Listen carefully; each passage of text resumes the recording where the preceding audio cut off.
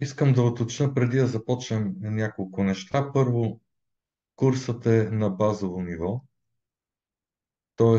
ако се нуждае някой от вас или надявам се повечето за по-сложни неща, моля задавайте въпроси, да уточняваме, да коментираме. Ще се радвам.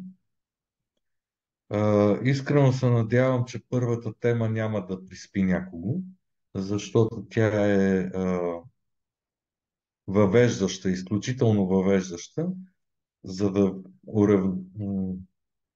да припомним на някои хора от вас термини, да запознаем други с тези термини и състояния, така че искрено се надявам, че поне малко с нещо в първата тема ще ви помогне, но като цяло мисля да говорим интересни неща и ще се радвам и вие да се включвате.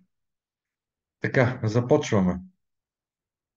Какво представлява финансовият отчет? Първо ще разгледаме финансовите отчети, както казах, за да можем да синхронизираме информацията, която след това ще ползваме.